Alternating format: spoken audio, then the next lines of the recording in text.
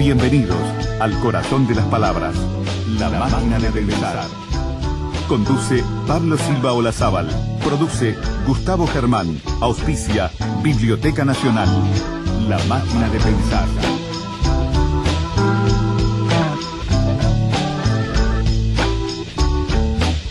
Amigos, ¿cómo están? Bienvenidos a Radio Uruguay, bienvenidos a La Máquina de Pensar. ¿Cómo andan? Arrancamos La Máquina de Pensar a las 20:02, hoy lunes de carnaval, con Juan Core en Controles de Emisión. Amigos, hoy vamos a pasar un programa que queremos compartir con ustedes. El 21 de agosto del año pasado vino una visita ilustre a Montevideo. El artista, el pintor Luis Felipe Noé, un artista argentino, ofreció una charla en el auditorio del Museo Nacional de Artes Visuales llamada Noé Siglo XXI.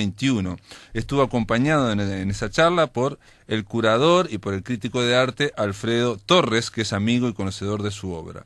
Les cuento porque Luis Felipe Noé, aparte de pintor, tiene una gran capacidad para conceptualizar y para hablar sobre arte, que es para mí es extraordinaria.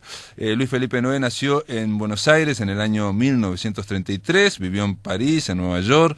Desde el año 59 ha realizado más de 100 exposiciones individuales en su país, en Madrid, en Nueva York, en París, en Ámsterdam, en fin, en las principales ciudades de América Latina. Ha publicado numerosos libros, Antiestética en el año 65, y uno de los últimos es No escritos sobre eso que se llama arte. Bueno, reitero, lo grabamos, las radios del Sodre fueron a grabar a Luis Felipe Noé y vamos a brindar la charla. Pero antes de brindar la charla me gustaría leerles esta brevísima texto de Luis Felipe Noé para que vean cómo piensa este hombre, ¿no?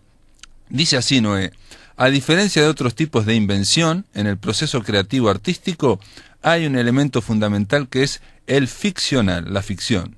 Creo que la capacidad ficcional del hombre es lo que separa al hombre de los otros animales. Para los animales, las cosas, los objetos no tienen nombre, tienen presencia. Con el lenguaje comienza la ficción, y con la ficción comienzan dos niveles de la realidad sin nombre y con presencia, y la realidad ficcional. Esta capa, la del lenguaje, siempre está en proceso de reinvención, de invención, dice Noé. Les propongo entonces escuchar a este gran artista, Luis Felipe Noé, en el Museo Nacional de Artes Visuales. Para mí es un momento extremadamente especial. Yo era muy joven, alguna vez fui joven, y viajaba muy seguido a Buenos Aires, y en una galería descubrí a 4 artistas argentinos que me parecieron, en aquel momento me dejaron absolutamente fascinado. Se trataba del grupo de La Otra Figuración, que integraban Luis Felipe Noé, Ernesto Deira, Jorge de la Vega y Rómulo Macheo. A Deira nunca lo pude conocer, a Yuyo le sorprendía ese hecho porque fue el que más viajaba al Uruguay. Jorge de la Vega se murió imperdonablemente joven, pero lo pude conocer apenas cuando vino a exponer al Instituto General Electric. A Rómulo Macheo también cuando expuso en el General Electric, y a Yuyo lo conocí muchos años después. Yo estaba laburando para Brecha, conseguí el teléfono de él y traté de ponerme en contacto con él, y bueno, fue uno de esos encuentros realmente sorprendentes. Cada vez que yo viajaba a Buenos Aires, la cita obligada era pasar por el taller de la calle Tacuarí, comer con Yuyo y después tener largas sobremesas donde yo aprendía enormemente de arte. Es decir, yo tengo la vanidad, como ya soy viejito, de decir que yo de mis compañeros teóricos ya no aprendo mucho. Quizás del único que sigo aprendiendo y que me sigue fascinando sea de un teórico de arte paraguayo que se llama Ticio Escobar, que me parece admirable, pero sí aprendí mucho de artistas plásticos visuales, como les gusta el término. Empecé aprendiendo con un señor que tiene una araña ahí afuera, que fue Manolo Espínola Gómez, que me enseñó a ver a Cuneo, me hizo descubrir el valor de la luz en Velázquez. Aprendo cada vez que me encuentro con el Flaco Vila, que es uno de los artistas uruguayos que tiene una narración teórica impecable, y aprendo toneladas con Luis Felipe Noé, alias Yuyo, en esas larguísimas sobremesas. Una fue tan larga que tuve la precaución de llevarme la maletita e irme de ahí directo a Buquebus, porque si no, no llegaba. Con él aprendí montones. Para mí es un enorme placer reencontrarme con él. Cada vez que nos encontramos, es decir, tenemos una amistad muy singular, no sabemos mucho el uno del otro, solo que cuando renovamos esa amistad en cada encuentro, la sentimos, creo que puedo hablar en plural, los dos muy fuerte. Él planteó hoy tener un diálogo y yo le dije anoche que no.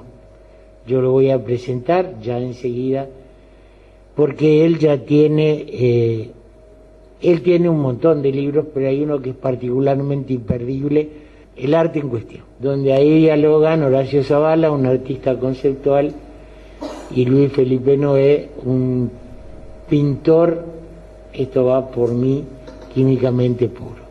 Yo creo que sigue siendo pintor aun cuando haya hecho instalaciones o esculturas. Y el Yuyo tiene también, aparte de ese libro compartido con Horacio Zavala, un montón de libros. Anoche me enteré de que afortunadamente se va a reeditar La Antiestética, y tiene otros, uno que lo presentamos en Colonia de título absolutamente imposible de recordar, Recontrapoder. Y bueno, es mucho más interesante que lo escuchen a él que a mí, y no es un acto de falsa modestia. Bueno, vos decís que sos viejito, y si vos sos viejito, ¿yo qué puedo decir? Yo tengo, ante todo, 82 años. Nací en 1933, año que Hitler subió al poder. Toda mi infancia oí hablar de cosas que se quebraban. Desde chico, es decir, enseguida la Guerra Civil Española, la Segunda Guerra Mundial, luego el surgimiento del peronismo, que sentí que de repente el mundo de mi casa, que mi padre era absolutamente antiperonista, y el mundo exterior era peronista. Entonces, como yo salía, cuando era adolescente, iba mucho a las manifestaciones peronistas, pero para ver, me atraían como espectáculo. Me parecía realmente algo extraordinario, de tal manera que si a mí me preguntan cuál es la música más argentina, para mí no es ni el folclore ni el tango, sino el bombo. Y tal vez eso porque soy porteño, porque si fuese de una provincia no lo diría así, pero ese ritmo de permanente del bombo, de la protesta, de la cuestión o de la manifestación, todo eso me formó en cierto modo. Yo fui testigo del incendio del Jockey Club, lo vi en la esquina de la calle Florida con Tucumán, y vi cuando un tipo tiraba a otro un cuadro de Goya, que yo me di cuenta que era un cuadro de Goya, y decía, ahí va otro. Luego en la memoria me parecía que, y no es cierto, que el cuadro de Goya representaba un incendio, porque en el Museo de Bellas Artes hay un cuadro de Goya representando un incendio. Luego vi la lista de los cuadros de Goya que desaparecieron y no había uno que tenía incendio, pero bueno, en cierto modo todo eso a mí me conformaron estéticamente, o sea, antiestéticamente. Digo antiestéticamente porque creo que la antiestética, cuando publiqué el libro, era una estética de la antiestética, o sea, la estética creativa contra la estética establecida. Y eso que quería decir. Me hablaban, por ejemplo, los profesores, yo oía decir siempre a algunos críticos, la unidad de la obra, la unidad de la obra. Y yo no sabía de qué unidad podían hablar sin el mundo que me rodeaba. Para mí no tenía esa unidad. Entonces empezó a formarse en mí la cuestión de tensiones, oposiciones, rupturas y demás. Era curioso. Bueno, antes yo había hecho en el año 61 una serie que todavía mucha gente me habla de la serie Federal, que era sobre la época de los federales, y era una invocación de tiempos muy sangrientos, pero lo había planteado de manera más bien romántica. Luego yo me dije, pero esa exposición la vendí con toda facilidad, y yo decía, pero yo creo que soy artista de vanguardia y esto lo vendo como chocolate. ¿En qué estoy? Pero entonces me empecé a plantear la cuestión de la ruptura, me ayudaba mucho de la Vega en ese sentido, y bueno, y ahí empecé a hablar de visión quebrada, de cuadro dividido, y eso me llevó a agudizarme las cosas hasta plantear, ahí empecé a plantear la asunción del caos y el caos como estructura. Ahí empecé a hacer instalaciones muy complejas que eran tan difíciles de vender o cobrar y demás, que entonces en un momento paré 9 años, porque no era cuestión de volver, sino paré 9 años, pero volví, como una de las cosas que necesitaba era enseñar, era vivir, para vivir, enseñé y volví al plano a través de mis alumnos. Y entonces es todo ese primer periodo de los años 60.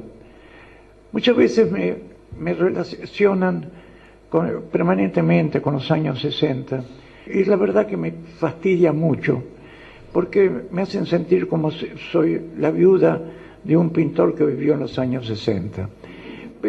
Y yo sigo la marcha, y yo decía que hoy quería hablar de mis ideas y no de mi pasado.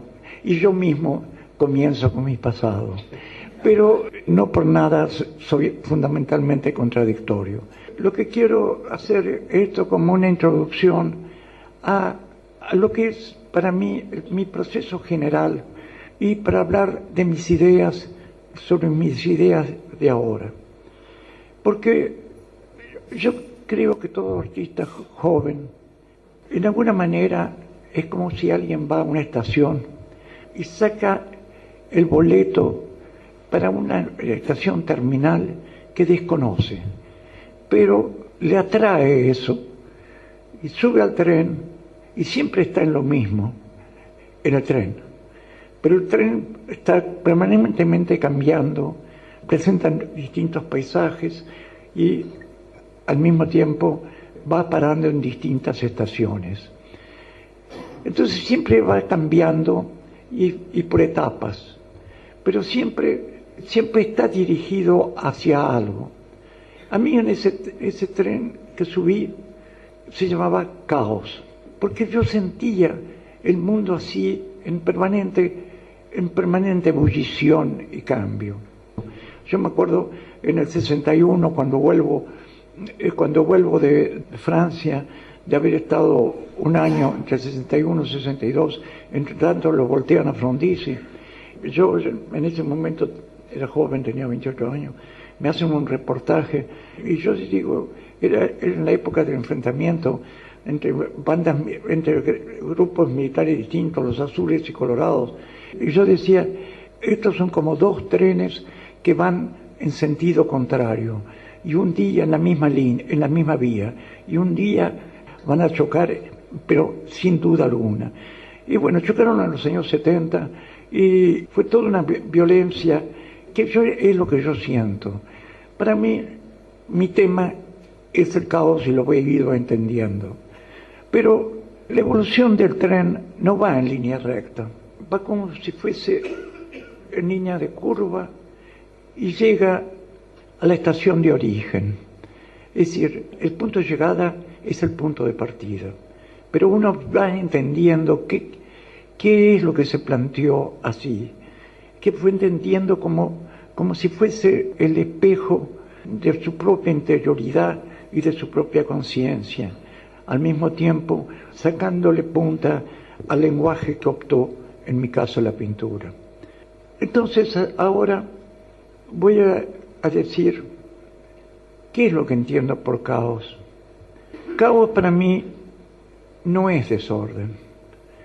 Cuando publiqué la antiestética hace 50 años, tenía un capítulo que llamaba El caos como estructura y tenía una cierta confusión al respecto y un poco lo asociaba a desorden. No es mi punto de vista de ahora. Orden y desorden son categorías estáticas. Por ejemplo, yo salgo de mi casa y dejo todo ordenado como yo quiero. Salgo y vuelvo a ella y entre tanto entraron los ladrones o la policía, para el caso es lo mismo. Y está todo desordenado, todo patas para arriba. Es eso, orden, dos situaciones, orden y desorden, dos situaciones estáticas. El caos no tiene nada que ver con eso, aun cuando se plantean muchas situaciones de desorden, pero es otra cosa. El caos yo lo siento como una obra de teatro infinita, como la historia del mundo, de la historia de la humanidad, que se representa en un escenario que se llama tiempo. Y el concepto del caos es fundamentalmente el cambio permanente de cosas, y que creo que cada vez se acelera más. Es cierto que el caos puede ser la transición entre un orden y otro orden, pero cada vez está esto más rápido y del orden ese cada vez lo vemos más brevemente. Y en este momento particularmente creo que hay un intercambio de entrecruzamiento muy complejo de cosas, de tal manera que cuando se habla de globalización, en realidad es el momento más particular en que los imperialismos están en crisis.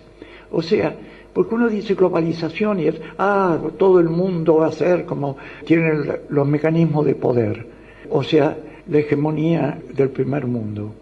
Sin embargo, es el momento en que hay más aceleradamente cosas inusitadas, como el Estado Islámico. Se van acelerando todas las parcialidades,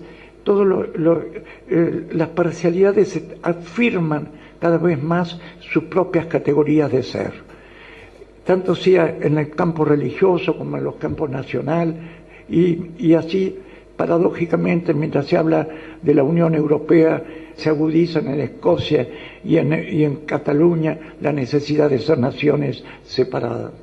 Todas esas contradicciones es el mundo en que yo siento en que estoy. Y lo que deseo es, curiosamente, entender algo a través de un arte estático, porque la pintura es estática, y entender todos los cambios en un momento con una pintura estática. A Venecia mandé una obra que se llamaba La estática velocidad. En la categoría del lenguaje eso se llama oxímoron, ¿no? Dos cosas totalmente contrarias que se formulan juntas. Bueno, también eso es un poco lo que yo quiero poder lograr en mi propia obra actual, como oxímoron visuales, porque es lo que yo creo que hay, el choque permanente, y en esto soy coherente con que para mí casi la imagen del mundo se reduce a lo cóncavo es convexo. Y la paradoja, la contradicción, el oxímoron siempre me han seducido. Pero en este momento creo que hay un desafío muy particular, como tantas otras cosas, pero en el campo del arte, que estamos invadidos de imágenes. Es decir, sepultado por las imágenes. Y sin embargo, si yo creo que hay algo en crisis fundamentalmente en el campo del arte, es la imago mundi, o sea, tener una imagen del mundo. Porque justamente la gran invasión de imagen no permite que el artista responda con una visión del mundo porque está desafiado por todos lados. Por otra parte, yo creo que hay una diferencia entre la pintura y la escultura como artes de la imagen. La escultura siempre tiene algo de totémico. La pintura es como un panorama de complejidades. Siempre ha sido así.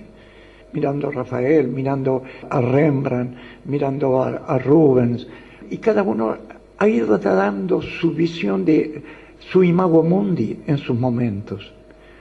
Entonces, de tal manera que uno nombra Renacimiento y uno tiene una idea del Renacimiento más allá de cualquier obra, y es el conjunto de todo esto. Lo mismo uno puede decir barroco, romanticismo, etcétera, e incluso siglo XX, con todos los movimientos distintos que ha habido, pero es la ruptura de todo eso y uno tiene una imagen de las rupturas. Pero yo creo que todo eso fue como un gran proceso, que en la pintura hubo como un primer periodo, es decir, voy a hacer un paréntesis. En el aire de Radio Uruguay, La Máquina de Pensar.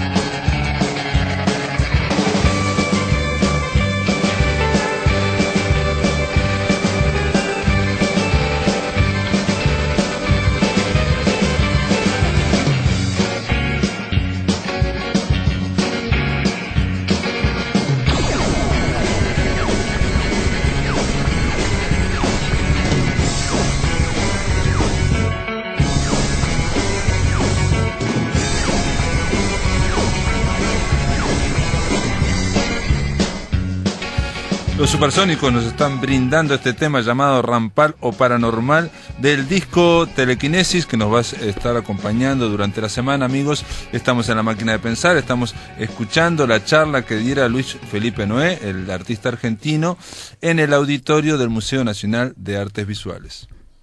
Hay muchas personas que dicen que el arte nació en el Renacimiento. Estupidez más grande nunca he oído, pero hay tipos muy importantes que dicen eso. Hay una cantidad de historias de la pintura que comienzan con el Renacimiento. Cuando hablan de la escultura, no, comienza con la antigüedad, pero la pintura comienza con el Renacimiento, lo cual es un disparate total. Pero quieren decir la categoría arte, de lo que hablamos en el sistema de la burguesía generalmente, eso nació en el Renacimiento, puede ser. Pero lo cierto es que yo creo que siempre ha existido el arte, aún en las sociedades que parecieran no haber existido. Y creo que siempre han existido artistas que son como los intérpretes del conjunto de esas sociedades. Hay algunos que dicen que en las sociedades primitivas no ha habido artistas. Otros dicen que sí, que son justamente, cuando uno ve una máscara, no es toda una sociedad que está haciendo las máscaras, sino algunos individuos de esa sociedad, mientras otros hacen otros trabajos, que hacen esas máscaras que son representativas de una forma que van interpretando y dando imagen a esas sociedades. Yo creo que ahí vuelvo al punto de la imago mundi, de cómo se elabora eso. Y el artista es el que, en cierto modo, pretende ser como un eco de la sociedad misma para dar una imagen de él. Yo creo que la diferencia fundamental entre los distintos animales y nosotros los hombres en nuestra animalidad, los hombres, quiero decir, los seres humanos, en nuestra animalidad es el lenguaje. Los animales andan entre las cosas y andan entre las plantas, entre el mundo vegetal y el mundo mineral y entre ellos mismos. Y andan, pero no llaman a las cosas, simplemente andan, las reconocen, pero no las llaman. Nosotros necesitamos dos realidades. La realidad de estar en ella y otra de ficcionar a través del lenguaje la realidad en sí. Ahora, muy bien, acostumbrados a lo que se llama la comunicación y encerrados en el concepto de gramáticas y demás, se repiten y pareciera que ya no hay creación del lenguaje. En cambio, creo que la función del artista es justamente volver a descubrir el mundo y la ficción y llamar las cosas como él cree que pueden llamar. Y no solamente utilizando el lenguaje de las palabras, sino el lenguaje de la imagen, el lenguaje del sonido, el lenguaje del cuerpo bailando, es decir, etcétera, etcétera.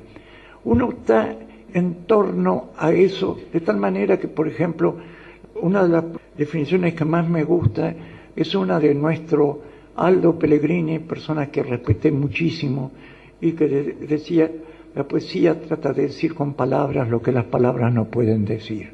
Esa contradicción, eso me parece extraordinaria, pero el pintor romántico alemán Friedrich, él decía: la pintura trata de decir lo que las palabras no pueden decir. Bueno, uno trata siempre de ir más allá de eso. Y creo que en ese mundo inventamos el mundo. Ahora bien, en este proceso, yo vuelvo a lo que decía antes, en este proceso de lo que yo puedo llamar el striptease de la pintura, porque si se supone que la pintura nació en el Renacimiento, lo que realmente nació es un vestirse académico, una tradición de cómo debe ser la pintura.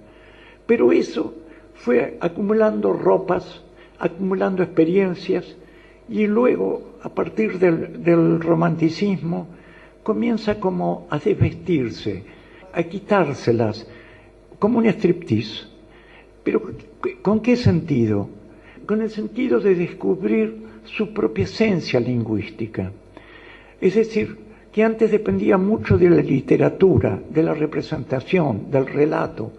Y entonces fue viniendo cada vez más hacia lo esencial y separándose de una prima hermana que es la literatura y acercándose a la otra prima hermana que es la música, y tomando conciencia de la estructura abstracta de su propio lenguaje.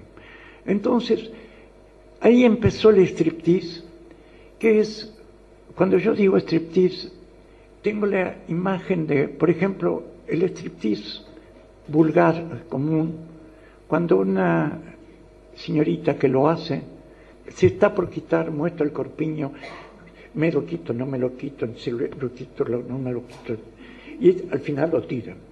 Y en eso, ¿qué está haciendo? Está señalando aquello que va a quitarse como si fuese el elemento importante. En el proceso de la pintura ha pasado exactamente lo mismo. Doy, por ejemplo, el impresionismo. Lo importante es la impresión.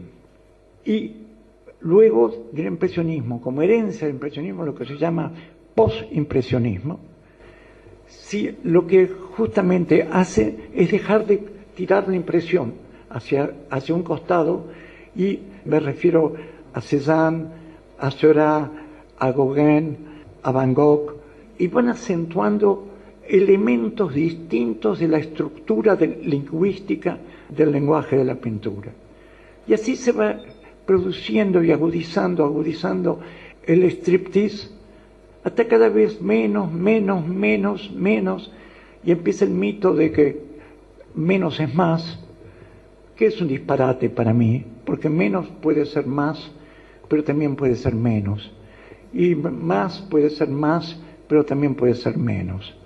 El problema es la verdad artística que haya detrás de esto. Pero en medio de todo esto se llegó al minimal art, al arte conceptual, y ahí quedó la pintura desnuda. Y ahí empezó a llenarse de otras cosas, en el sentido, en un momento, por un lado, hubo una experiencia de trasladar la experiencia de las vanguardias, la experiencia de la libertad de las vanguardias, incluso al orden societario. Bueno, un poco el 68 es un ejemplo simbólico de eso, pero él fue mucho más, y todas las luchas de los 70 que terminaron tan mal, también es un ejemplo de eso. Muchos artistas, entre ellos yo, dejaron de hacer obra en esos momentos. Para mí era como, ¿qué es más importante? Es decir, es que podemos estar jugando a lo simbólico en un mundo que exige un cambio real. Yo mismo llegué en un momento a escribir: el arte de América Latina es la revolución. O sea, el poder revelarse con V corta, y el camino era un poco el revelarse con V larga. Y ser sí misma, es el artista como agente de revelación de algo, creía que el proceso militante de cambio era necesario. Los 70 ya sabemos cómo terminaron. A mí, personalmente, me llevó a la terapia y después sentí que la mejor terapia era volver a la pintura. Y bueno, y he tratado de ir haciéndola de esta manera, de ir enseñándome cosas para mí. Y bueno, creo que mejor me calle.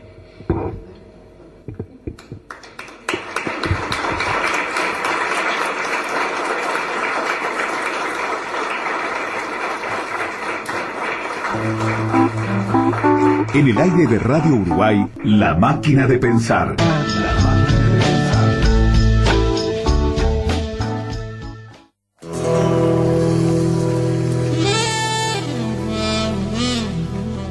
Siempre es buen momento para la poesía, pero mejor si ella acontece en una oportunidad íntima. Columna de poesía. Roberto Aprato nos reseña cada vez un poeta distinto, una voz diferente. Estilos que hacen la suma de una historia que también es nuestra y que rescatamos a través de Íntima. Columna de poesía que comienza ahora en La Máquina de Pensar. Roberto Aprato, columna íntima, el Dream Team, ¿no? El equipo soñado de Roberto Aprato en poesía. ¿A quién traemos hoy? Hoy traemos a uno importante del siglo XX, que es Eliot, ¿no? Que es T.S. Eliot. Eliot forma parte de una tradición poética sajona, por supuesto, muy importante en cuanto a la configuración sobre todo de la idea de poesía a lo largo de todo el siglo XX, porque además se escribe a lo largo de mucho tiempo, desde principios del siglo XX hasta su muerte en el año 65. Es una figura importante dentro del concierto, digamos, de la escritura poética y de la escritura crítica, porque hay como tres Eliot: el Eliot poeta, el Eliot ensayístico y el Eliot dramaturgo, que tuvo una cantidad de obras importantes, ¿no? Asesinato en la Catedral es una, pero tuvo varias, y en la última parte de su vida, digamos, del 50 para adelante, después del Premio Nobel, casi que la poesía faltó y se dedicó sobre todo a notas para una definición de la cultura y trabajos sobre la tradición en poesía, Y además de eso, y función de la poesía y función de la crítica, una cantidad de trabajos importantísimos que nos hacen como tipos interesados en la poesía y al teatro. Eliot es alguien que de alguna forma con Pound, como que en Uruguay llegó relativamente tarde, ¿no? ¿O no? A partir de los 60, 70. A partir de los 60, sí, cuando ya estaba uno muerto y el otro enjaulado. Enjaulado, sí. Pero sí, es verdad, es verdad. El verdadero peso de esos dos estuvo allá a principios del siglo XX, cuando se conocieron los dos norteamericanos, pero los dos exilados, ¿no? Vocación europea los dos, ¿no? Los dos con vocación europea. O sea, Eliot se quedó en Inglaterra y volvió solo esporádicamente a Estados Unidos alguna vez. Aparte que se nacionalizó inglés, Se quería ser inglés, ¿no? Se hizo anglicano y se hizo monárquico. Se hizo monárquico también. Se hizo directamente o sea compró monárquico. todo el inglés, ¿no? Todo el paquete. Claro, y venía de una familia norteamericana tradicional, de los que habían venido en los primeros barcos, digamos. Pero sí, del sur, ¿no? De Missouri, ¿no? De Missouri, de San Luis, de San Luis de los Blues. Pero siempre estuvo como formando parte de una aristocracia norteamericana muy muy fuerte y mantuvo eso como gerente de banco después y como rector financiero de Faber and Faber cuando se dedicó a organizar la editorial de poesía, que es probablemente la mejor editorial de poesía de todos los tiempos, ¿no? Pero digamos, como poeta, y eso es lo que me importa hoy, claro. Generó un tipo de discurso poético y una atención al discurso poético como yo creo que solo Pound puede haber logrado en un terreno primero afín y después separado. ¿Y a qué te referís con atención al discurso poético? Porque era muy consciente de la escritura y muy consciente de lo que implicaba la relación entre la escritura poética cuando él la hacía, digamos, los títulos importantes, la canción de amor de Alfred Prufrock o La tierra baldía o Los hombres huecos o el último importante que es Los cuatro cuartetos. No escribió tanto tampoco, ¿no? No escribió tanta poesía. Y la relación entre eso y la tradición, es decir, es, digamos, un poeta que se pone a buscar antepasados de un modo similar al de Pound, pero mucho más militante en el sentido de que trata de encontrar en Dante, fundamentalmente en Dante, y en los poetas metafísicos ingleses que son contemporáneos de Shakespeare, no en Shakespeare no era un tipo que le interesara demasiado, es Dante dentro de la tradición inglesa Dryden y después los metafísicos ingleses. Y lo último, lo más cercano y lo que más influyó en él fueron, increíblemente, un uruguayo, Laforgue, y Tristán de Corbière, ¿no? O sea, el último simbolismo francés del siglo XIX. Pero trataba de ver en qué medida lo que se podía valorar de la poesía del pasado podía servir para escribir poesía en el presente. La idea también de un poeta erudito que es consciente de que está poniendo un eslabón más en la cadena, ¿no? O sea, como muy consciente de eso, ¿no? Sí, muy consciente de que, bueno, que hay una tradición, que hay que respetar la tradición y que al mismo tiempo hay que escribir. O sea, que no es solamente abonar cosas de notas de cultura, sino que hacerlas actuantes. O la contemplación solamente de una sensibilidad de él, ¿no? Digamos, egocéntrica, por llamarlo de alguna forma, ¿no? O digamos, subjetiva. Digamos. Una de las cosas... O sea, la idea esa de que el poeta solamente se mira, ¿no? No, porque además era antirromántico. Sino que la idea, digamos, de que está en tensión con una tradición. Y trataba de lograr, cosa que se nota, y que creo que lo logró, una especie de invisibilidad del escritor. El yo ahí es una especie de portavoz de una especie de telón de fondo histórico, del mismo modo que Pound, ¿no? O sea, los cantos son también hablar, o sea, que son como que fuera el medium por el cual la tradición llega a uno, pero una tradición distinta de la de Eliot. Eliot tiene eso. Tiene el siglo XIII italiano, Guido Guinizelli, Cavalcanti, Dante, los metafísicos, sobre todo John Donne, que es una especie de fetiche, y después los simbolistas franceses. Entonces es tratar de lograr un vínculo con lo que está bien de la tradición. En ese sentido es un tipo que siempre ha sido tildado medio como de reaccionario poético, y que es una paradoja, porque al mismo tiempo que es en la vida real y por la apreciación de la tradición poética un conservador, al mismo tiempo fue un vanguardista.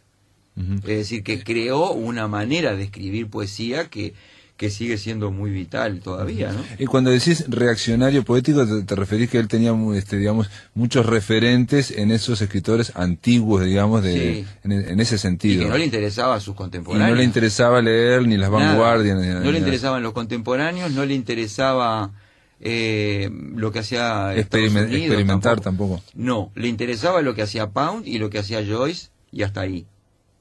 No tenía mucha relación con el resto, y bueno, y se dedicó a borrar, o sea, que entendiendo que con el romanticismo se había perdido un poco la seriedad de la tradición poética. Sí. Quería ir antes, llegar antes un poquito, y descreer de todos aquellos que estaban siguiendo toda esa tradición, que eran muchos. O sea, el romanticismo es una cosa muy influyente, pero él iba un poquito más atrás.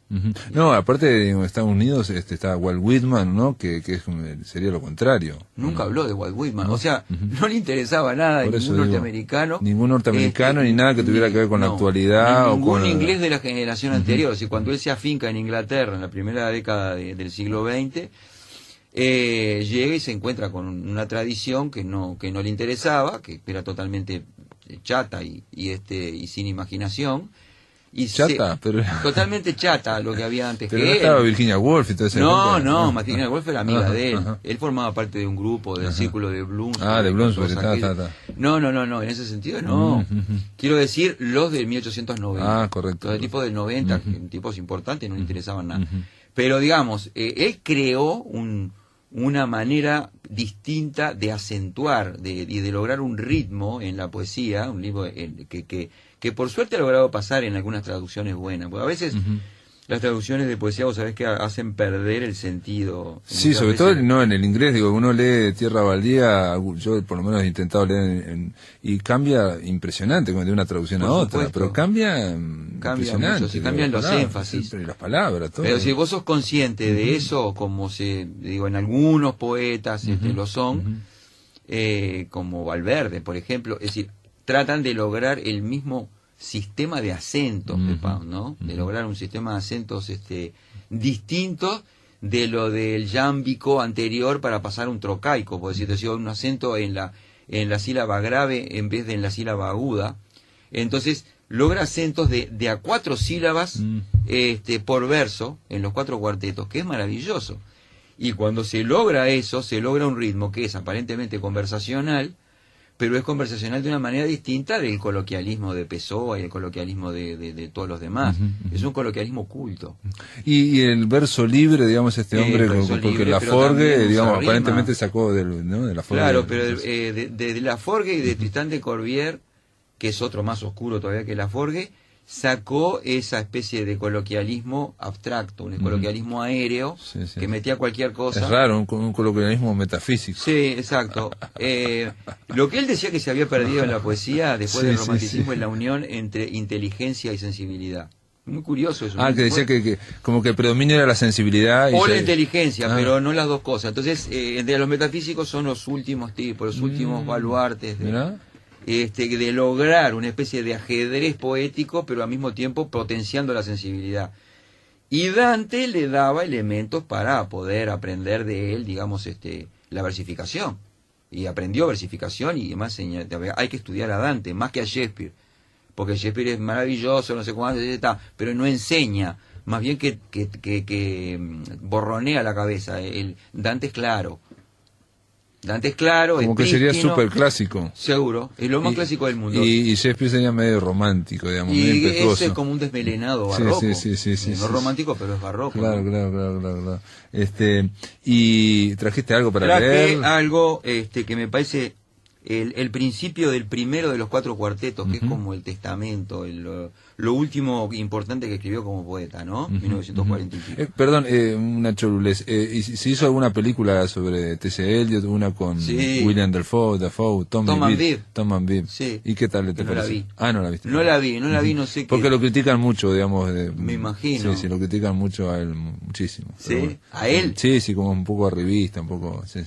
y seguramente lo era. Pero bueno, era poeta. Este principio, nada más que esto, ¿no? El principio de Burnt Norton, que es el primero de los 4 cuartetos, porque esto es una obra creada, son 4 cuartetos, son 4 poemas, cada uno tiene un nombre, Burnt Norton, Little Gidding y no sé cuántos, se llaman cada uno distinto, como lugares distintos, cada uno recrea una tradición distinta, y en sí mismos tienen 5 partes, son cuartetos con 5 partes, o son 5 poemas por cuarteto. Es como una idea de construcción, así, mucho más firme, mucho más sólida que la que había hecho en toda su carrera antes, ¿no? Pensado y le llevó años llegar a completar los un poco cuartetos. matemática también, ¿no? Sí, una idea de la construcción del poema que no tenía precedentes y que, bueno, difícil de encontrar a lo largo de toda la historia de la poesía moderna, sobre todo, tomada un poco de la construcción de la Divina Comedia también, ¿no? O sea, de la idea de que haya tantos cantos. Sí. Una cuestión como digamos, matemática o de numérica o casi cabalística, sí. de que tiene que y tener cada una uno forma. con un verso distinto, ¿no? Sí, pero aparte con un tema distinto y con. Sí. De todas especulaciones metafísicas sobre un montón de cosas que al mismo tiempo están basadas en imágenes, pero imágenes que al mismo tiempo que son intelectuales transmiten una emoción.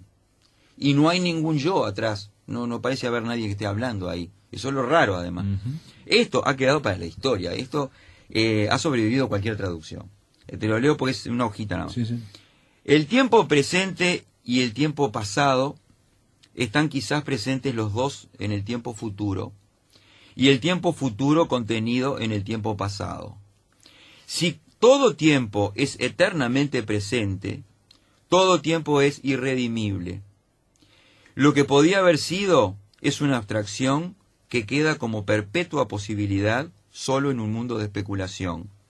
Lo que podía haber sido y lo que ha sido apuntan a un solo fin, que está siempre presente. Hay eco de pisadas en la memoria, allá por el pasadizo que no tomamos, hacia la puerta que nunca abrimos, a la Rosaleda. Mis palabras tienen eco así en vuestra mente, pero ¿con qué propósito agitar el polvo en un búcaro de pétalos de rosa? No lo sé. Y nada más. Así arranca el primer cuarteto. Una especie de cosa como que arranca a 100 kilómetros por hora, ¿no? Sí. Un tipo que además tenía como un perfil, siempre se dice eso, que Eco era como él pertenece a una generación, o sea, la de Pound, pero en Estados Unidos quedaron otros, Cummings o Wallace Stevens o William Carlos Williams o muchos otros, Robert Frost. Es decir, tipos que tenían otra manera de relacionarse con la realidad. Él se relacionaba con el traje y la valijita. Sí, el tema de Aristóteles. Es un burgués monárquico. Sí, él quería ser británico y en Estados Unidos también. Sí, como un es verdad. Sí. Y maravilla, es una maravilla que ha influido en muchísimos poetas actuales. No, pero estos versos que leíste son impresionantes. Y viste ¿no? que El tema en español, ¿no? El tema del tiempo Sí. es fabuloso, ¿no? Sí. Es decir, pero aparte son esas intuiciones poéticas que se pueden desarrollar para otros lados, ¿no? De la ciencia, supuesto. de la filosofía y de otras cosas más, ¿no? Sí, realmente vale la pena. Es bueno leerlo y leer esto más que nada. Los 4 cuartetos, más que La Tierra Baldía incluso. Porque La Tierra Baldía es un poema largo y Y muy culto, ¿no? Muy con lleno de muchas referencias a de todo, desde el tarot hasta la Biblia. Hay de todo metido ahí adentro, que no es óbice, ¿no? Él mismo lo habló muchas veces, que no hay por qué. Hablando de Dante, cuando él hablaba de Dante, saber todo, digamos. Y la tradición de Dante decía, bueno, no hay por qué saber todo para entender a Dante. Un poco hay que saber, porque si no, no alcanza. Pero bueno, eso mismo que él pedía para Dante, lo estaba pidiendo para él también. Ajá. Y vos decís que acá en esta última obra, en los cuartetos, como que se decanta y hace algo Y más, es poesía, más sencillo, poesía. Sí, más equilibrado. Sí, claro. sin duda. Muy bien, quedó presentado T.C. Eliot. Roberto Aprato, gracias por estar acá en La Máquina de Pensar. Muchas gracias.